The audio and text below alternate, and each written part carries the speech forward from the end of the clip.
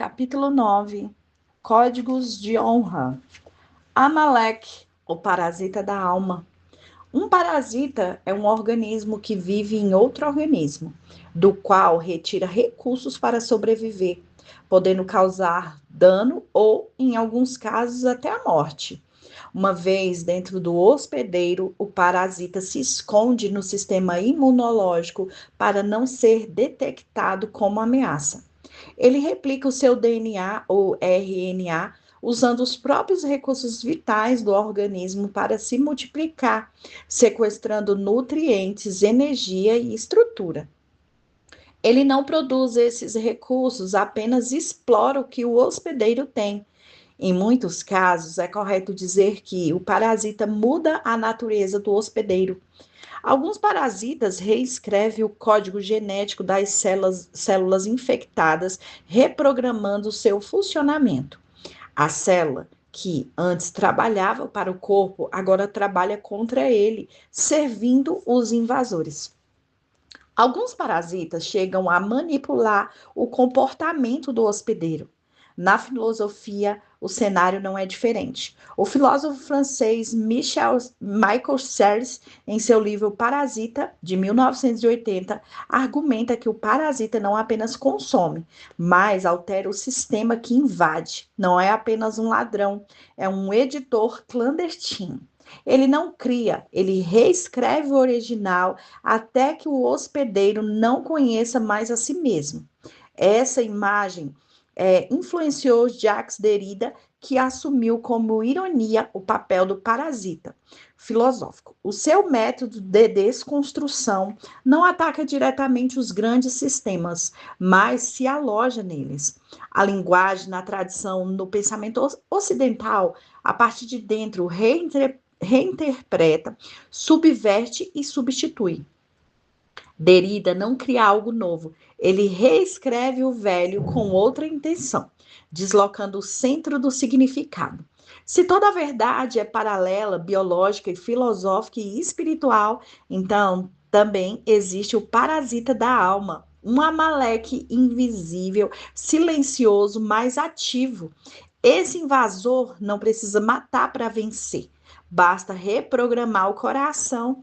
Ele substitui a vocação por uma frustração, convicção por dúvida, propósito por sabotagem. A pessoa permanece com a mesma aparência, mas a sua identidade foi redesenhada de dentro para fora. Vou chamar esse parasita de Amalekzon, fusão de Amaleque com Zon, do hebraico estranho ou estrangeiro. Ele é infiltrado no corpo da aliança, um editor não autorizado do DNA espiritual, o usurpador do legado. Amalekzon não invade com espada, mas com narrativas. Não toma a herança pela força, mas pela contaminação. O seu objetivo não é matar, e sim corromper. Ele substitui a herança pela amargura, a bênção pela ofensa, a continuidade pelo conflito. Esse parasita espiritual elimina o discernimento, enfraquece o temor e induz os comportamentos suicidas. O resultado é um DNA alterado. A sua vítima ainda parece a mesma por fora, mas por dentro foi reprogramada para não dizer que foi abduzida. Toda célula que serve ao parasita ainda parece viva, mas trabalha para a morte. Um corpo invadido ainda carrega o nome, mas não carrega a identidade. Nós já vimos que a amargura tem as suas faces. O desejo de poder ou de parecer, de Simão, o mágico. Ele foi chamado pelo apóstolo Pedro de fel, amargura e laço de iniquidade. Temos, portanto, a amargura em outro estado, de forma um pouco diferente. O espírito de Amaleque emerge do orgulho ferido. Vemos isso em Amã, no livro de Esté. Nessa história, Mordecai representa a linguagem justa que Amaleque sempre odiou. Amã é descrito como o Agagita, que liga diretamente a Agagui, rei dos Amalequitas, inimigo histórico do povo de Deus.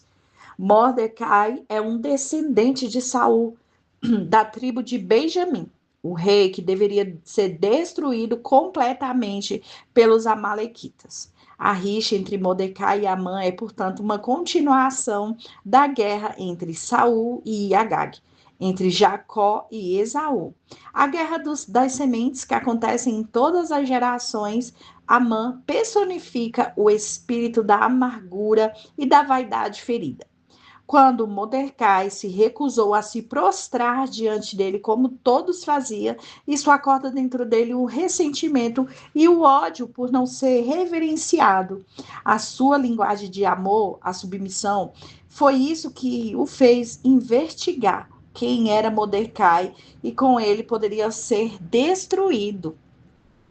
A sua reação proporcionou revelar um coração intoxicado pela rejeição e cheio de amargura. O espírito de Amaleque foi ativado dentro dele como uma doença que aparece quando a sua vítima está exposta a uma fraqueza imunológica. O vírus latente emerge com sintomas de inveja, ressentimento e perseguição. Amã tenta exterminar todo o povo judeu por causa de um homem. Esse vírus tem por natureza transformar ofensas pessoais em guerras e disputas. A amargura de Amã escalou para se tornar um decreto genocida contra um povo inteiro. O que impediria o extermínio da nação judaica seria a insônia de um rei. Mordecai tinha salvado o rei Assuero de uma conspiração, mas a sua lealdade passou despercebida. Numa noite em que o sono fugiu do palácio, Assuero pediu que lhe fosse lido os registros reais. E ali no silêncio de madrugada descobriu que um judeu esquecido havia preservado a sua vida. Naquela hora, o rei decidiu honrar Mordecai publicamente, iniciando uma reinvenção que mudaria o destino de uma nação. A autopromoção barulhenta de Amã foi vencida pela fidelidade silenciosa de Mordecai. A divina providência acionou o código de honra adormecido no coração do rei, levando-se a reconhecer a lealdade que havia sido esquecida. Ironia das ironias. Amã, que arquitetaram a morte de Mordecai, mandaram preparar uma forca para ele e foi obrigado a honrá-lo publicamente. O homem que queria vê-lo pendurado foi forçado a conduzi-los pelas ruas da cidade, montado em um cavalo real, vestido com as suas vestes de rei e proclamando em alta voz: assim se fez o homem a quem mais o rei deseja honrar. Amã preparou a sua própria queda. E o Deus que exalta os humildes escreveu mais uma página da sua justiça poética. Amã foi envergonhado publicamente antes de ser destruído definitivamente. A honra que desejava foi para si dada ao homem que ele odiava. A sua amargura cavou a sua própria sepultura.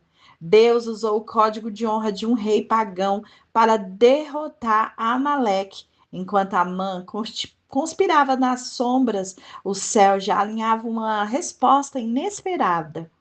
Mordecai representa os justos que permanecem firmes, mesmo quando não são vistos nem celebrados.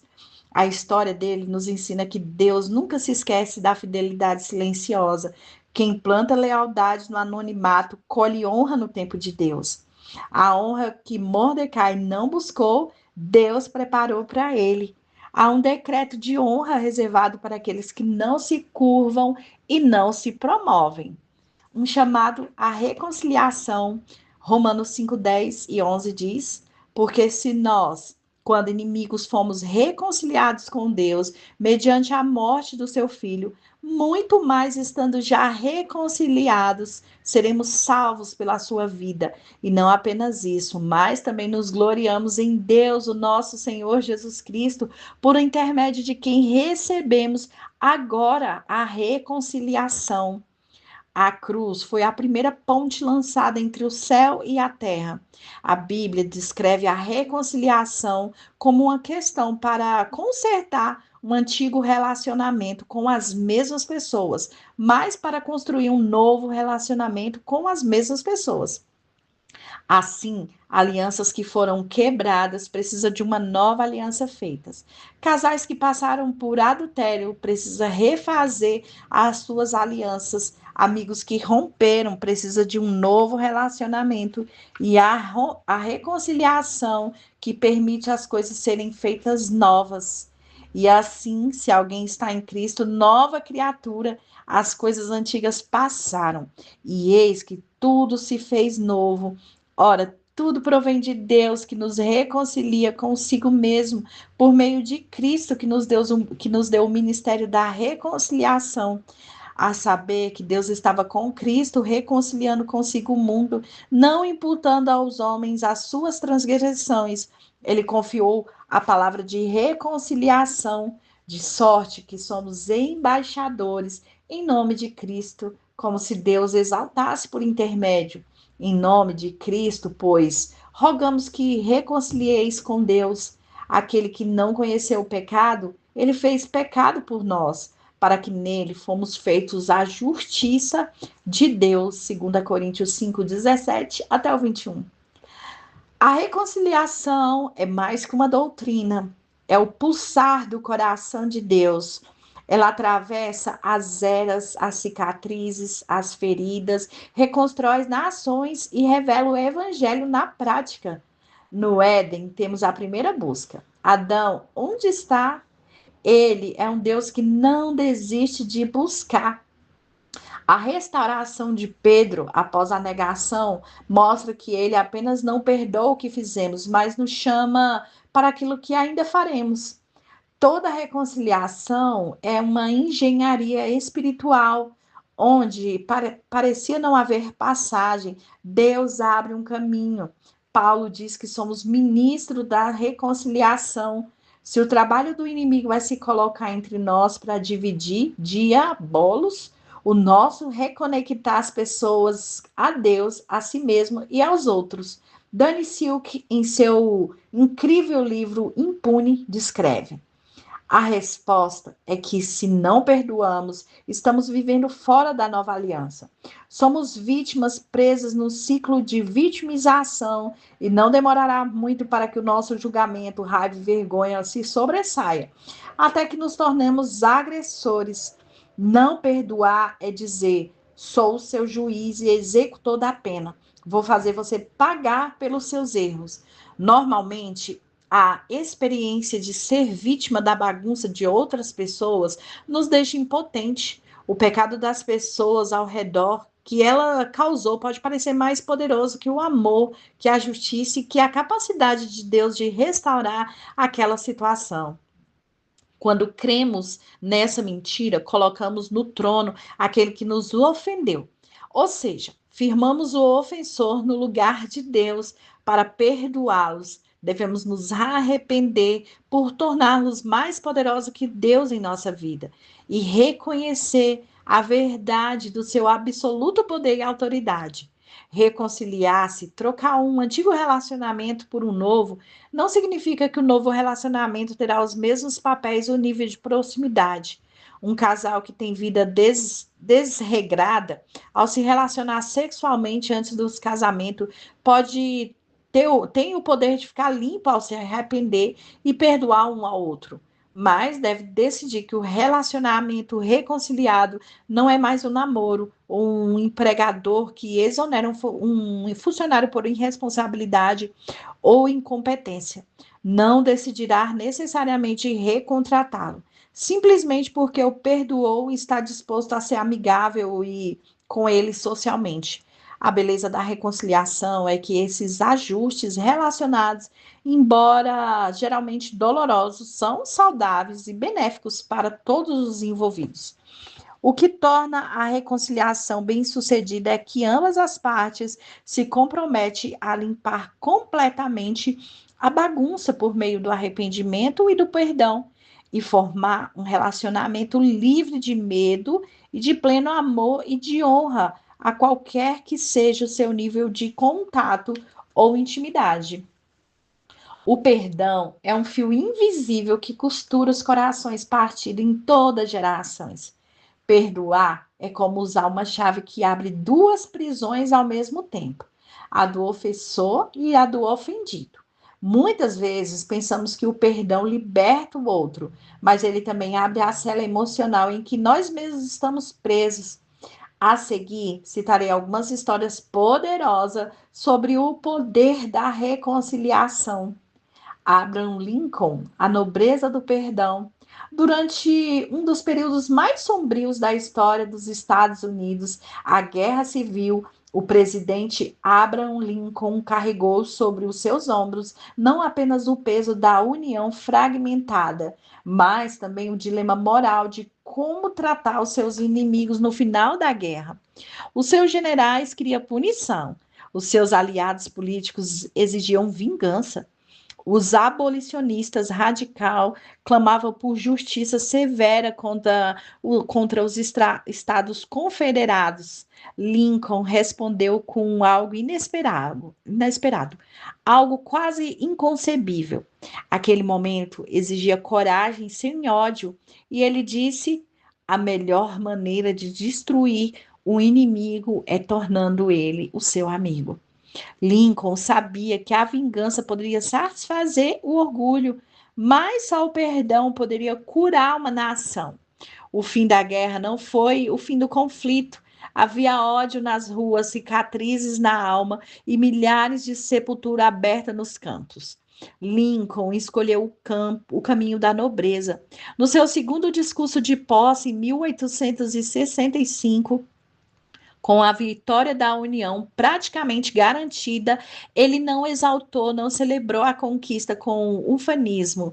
Em vez disso, com seus olhos voltados para o céu e o coração do povo, ele declarou: com malícia para com ninguém, com caridade para com todos, ligamos as feridas da nação. Essas palavras foram um bálsamo derramado sobre o corpo ferido da América. O seu coração nobre preferiu curar a revanche. Lincoln foi assassinado poucos dias depois do fim da guerra, mas deixou um legado, uma nação reconstruída pela graça. Ele caiu como uma bala de ódio, ele caiu por uma bala de ódio, mas deixou um legado, uma ponte de reconciliação.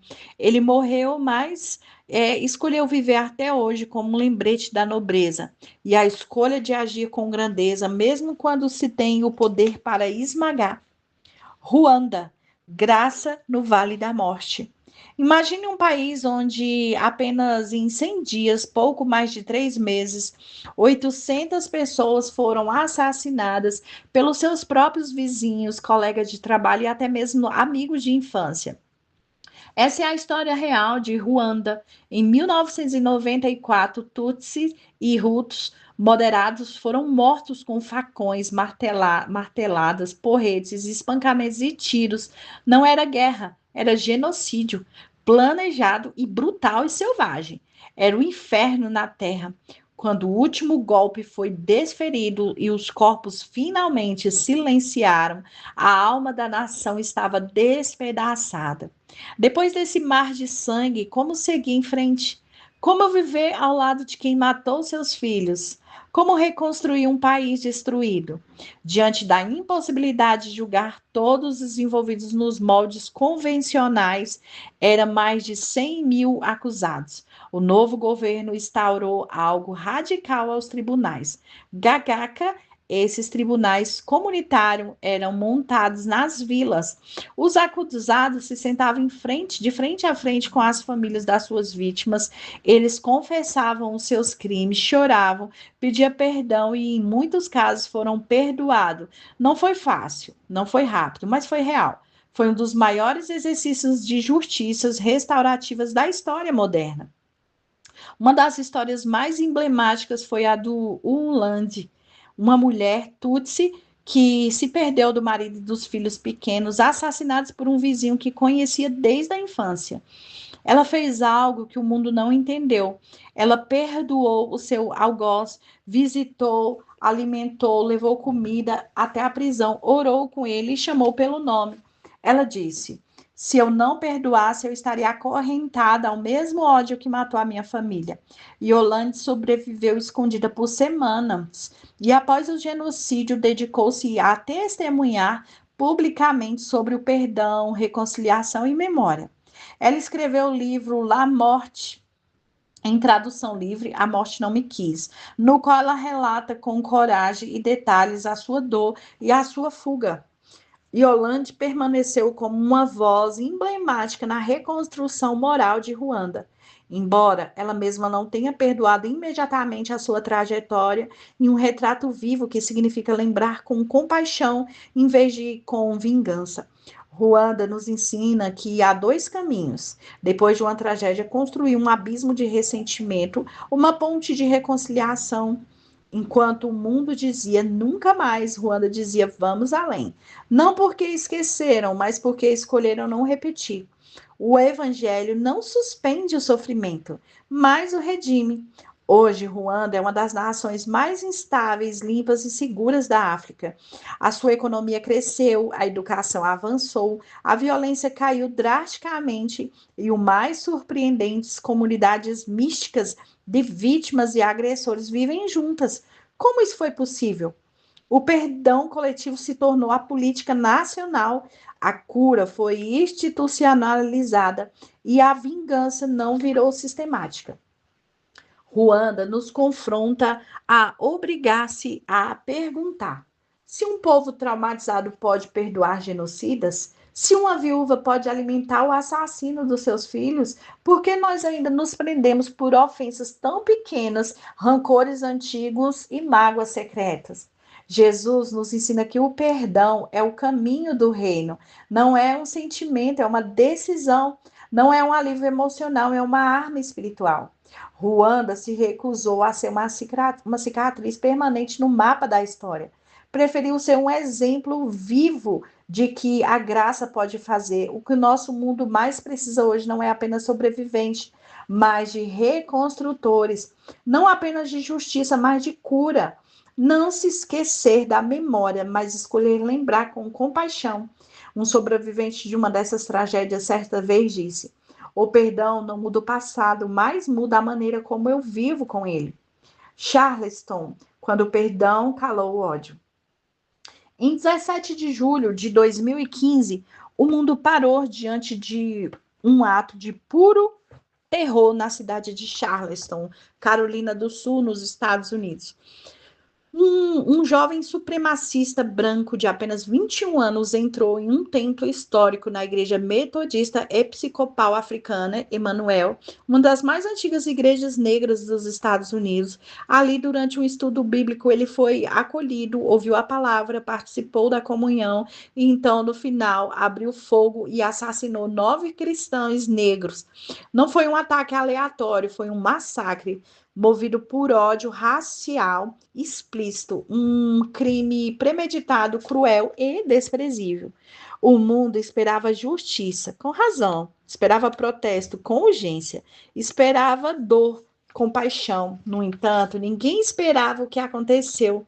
Na audiência pública do assassino, as famílias das vítimas se levantaram diante da corte, da Câmara do mundo inteiro, olharam para o rosto daqueles que haviam tirado de forma brutal seus entes queridos e disseram: você tirou alguém que amamos, mas eu perdoo. Que Deus tenha misericórdia da sua alma. Não deixe que o ódio tome todo o seu coração. O juiz baixou os olhos, visivelmente emocionado. Alguns jornalistas não conseguiram conter as lágrimas e o mundo esperava um martelo de condenação, mas o que viu foram mãos estendidas de misericórdia. E eles não negaram a dor, mas negaram o ódio e o direito de continuar a governá-los. Aqueles familiares não disseram está tudo bem. Eles disseram: nós escolhemos não carregar essa fúria.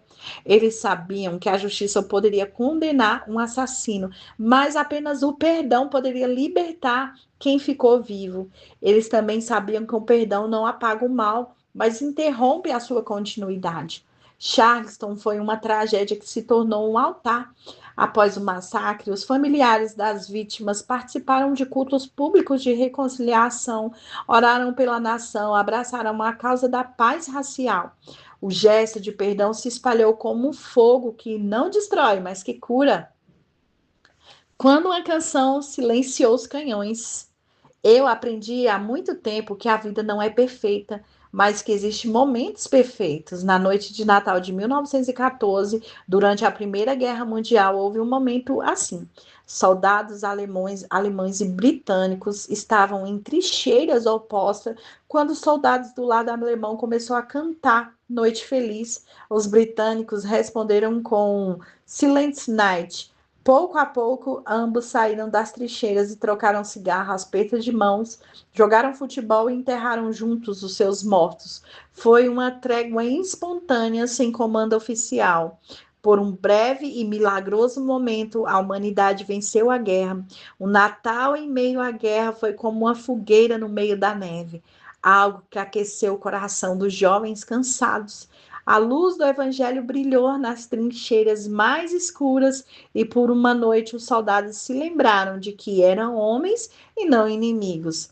Mesmo em meio ao caos, há pausas que nos lembram que o céu ainda toca a terra. Foi uma noite feliz, mesmo em meio à guerra. O evangelho no corredor da morte. Brian Stevenson é um advogado afro-americano cristão, praticante, professor na Universidade de Nova York e fundador do Equal Justice, uma organização sem fins lucrativos localizada no Alabama. O seu trabalho é dedicado à defesa de pessoas condenadas injustamente, especialmente prisioneiros no corredor da morte e adolescentes que foram julgados como adultos. Stevenson acredita que na dignidade incondicional do ser humano e luta por uma justiça que não apenas puna, mas também que redima. Cada pessoa é mais do que o pior erro que cometeu. Anthony Hay passou 30 anos no corredor da morte, acusado de um assassinato que não cometeu. Ele foi preso com base em evidências falsas e negligências jurídicas. Brian assumiu a sua defesa de graça depois de anos de recusas e batalhas legais. Provou a inocência de Hilton. Em 2015, ele foi libertado. Mas a história mais poderosa aconteceu depois de uma vez de odiar Hilton, homem de fé, perdoou os promotores, a polícia e o sistema que o mantiveram trancado por 3 décadas. Em uma entrevista, ele disse: se eu sair daqui com ódio, continuarei preso. Brian acompanhou seu cliente na saída da prisão. Eles se abraçaram, choraram, riram. Depois de 30 anos esperando a morte, Ryan Hilton saiu livre em corpo e espírito. E Stevenson comentou: ele me ensinou mais sobre perdão do que qualquer livro que eu tenha lido. Brian Stevenson continua o seu trabalho visitando prisioneiros que nunca foram abraçados, chorando com mães que perderam seus filhos, ensinando agressores que pediram perdão com sinceridade, conectando vítimas e ofensores para os diálogos de cura que já resultaram em orações, choros e reconciliações improváveis. É certo que muitos criminosos convertidos só alcançarão a redenção definitiva diante do trono eterno. Como ladrão do lado direito da cruz, enfrentaram nessas vidas consequências dos seus erros. Invencível quando sobreviver não é o bastante.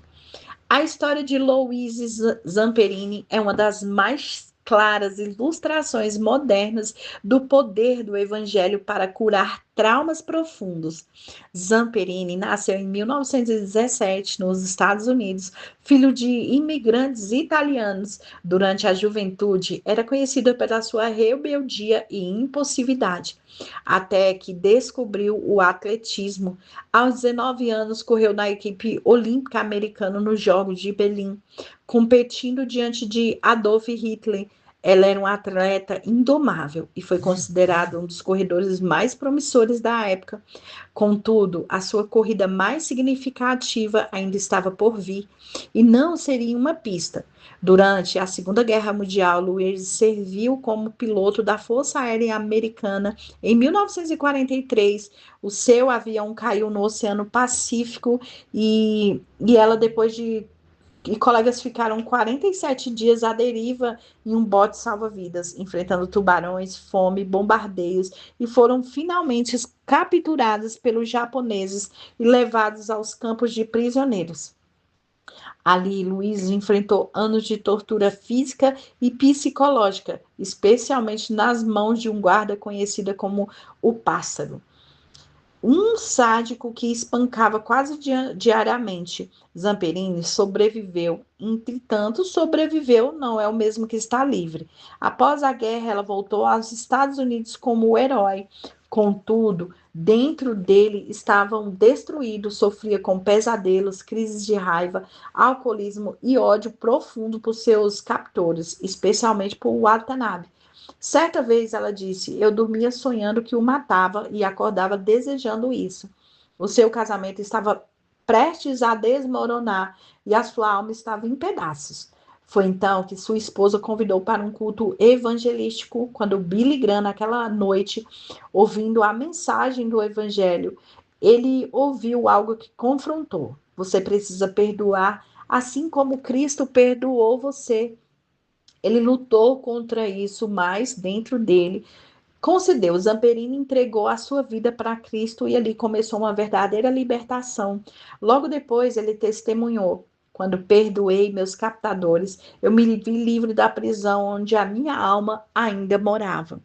Anos depois, Luiz viajou para o Japão, visitou os campos onde havia sido torturado, procurou soldados que o agrediram, abraçou, olhou nos olhos dos homens que os destruíram e perdoou um por um. Alguns choraram, outros pediram perdão, outros não disseram nada. Mas Luiz estava livre. Mesmo que eles não estivessem, ele escreveu uma carta ao pássaro, ao qual se recusou a encontrá-lo e entregou às autoridades japonesas e dizia: Eu perdoo sinceramente e espero que você também encontre paz.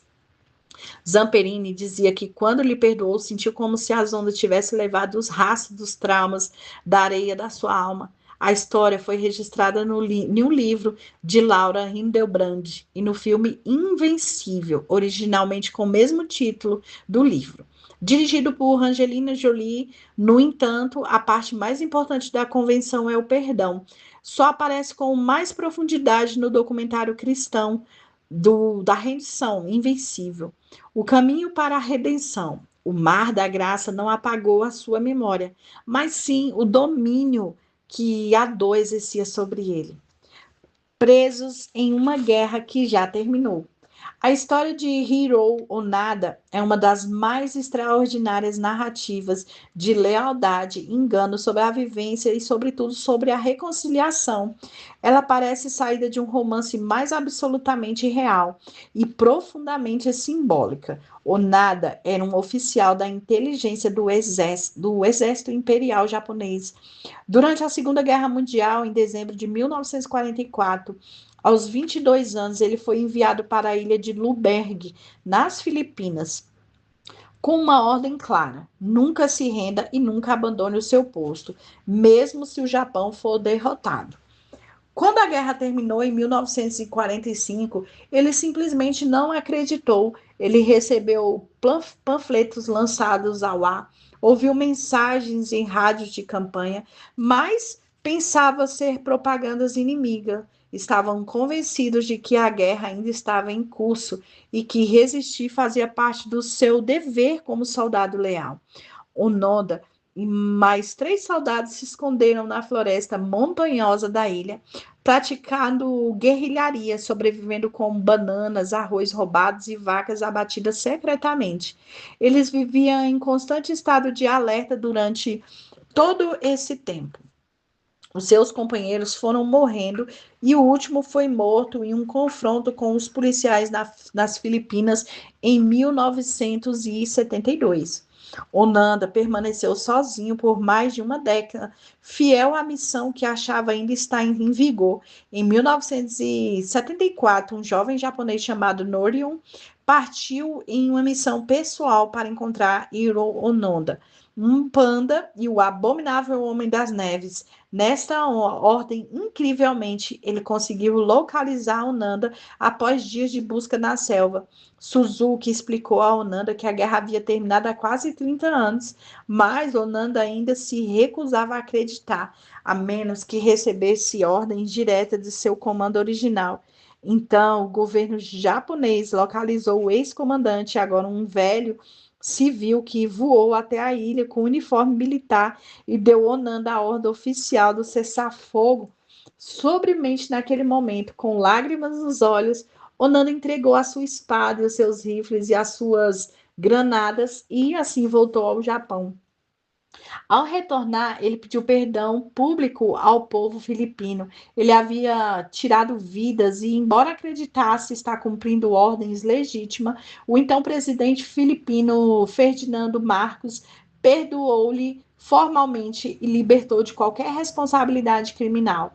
O gesto foi mais do que jurídico, foi simbólico. O inimigo agora era um ser humano e a reconciliação era mais importante do que a punição. Onanda não era mau, era fiel a uma verdade ultrapassada.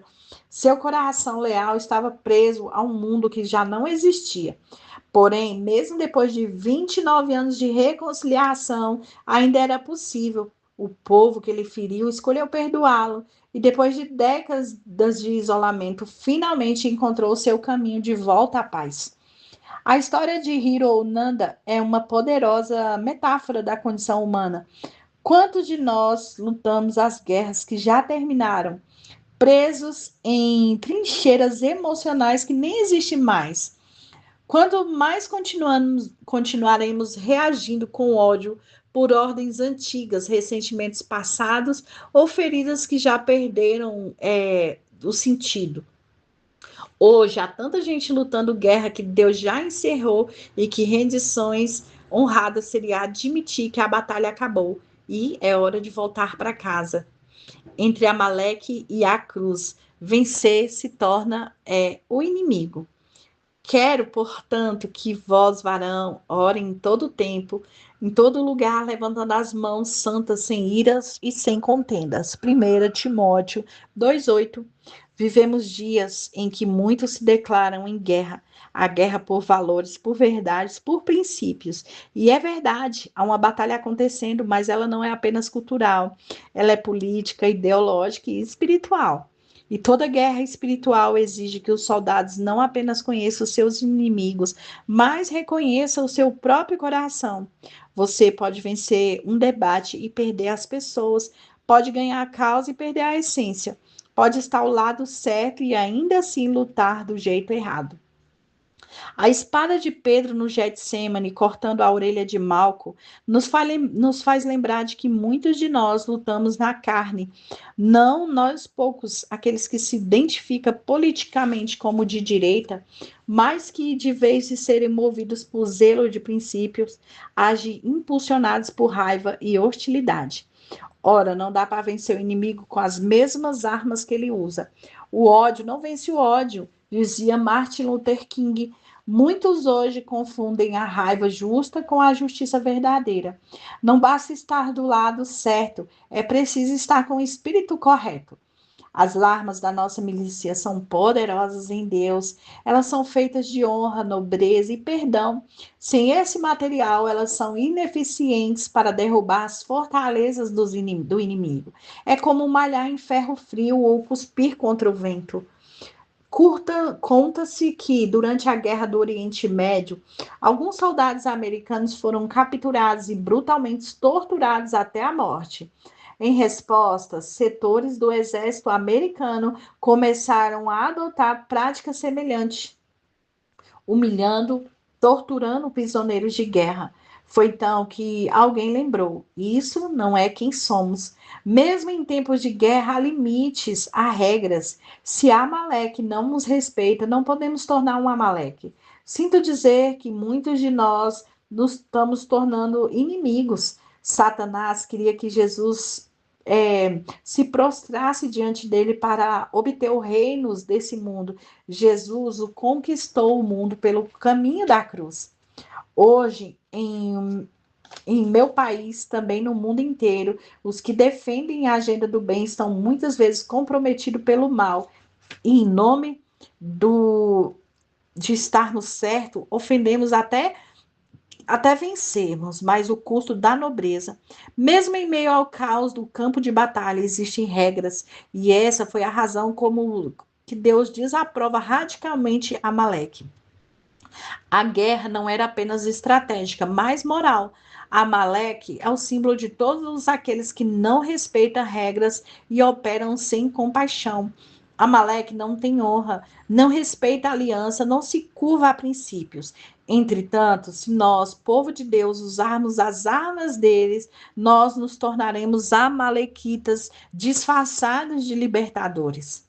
Hoje, a política, os debates culturais, as redes sociais e até mesmo o ativismo religioso estão infestados desse espírito. Muitos de nós, em nome da fé, da família e da verdade, temos agido como aqueles que combatemos. Quantas vezes hoje estão encruzadas por justiças, mas sem compaixão? A forma como lutamos é importante tanto quanto a verdade pelo qual lutamos. Se a vitória exige que eu me torne cruel, então prefiro morrer com Cristo e vencer com Ele na ressurreição. O verdadeiro triunfo não é apenas ter razão, é manter a pureza enquanto a gente luta por ela. A cruz não é apenas um símbolo de salvação, é um modelo de vitória. Jesus venceu morrendo. Os mansos herdarão a terra, não os raivosos. Quando jogamos o jogo do inimigo com as regras deles, já perdemos. Não há vitória verdadeira se eles não nos tornam semelhante a Cristo.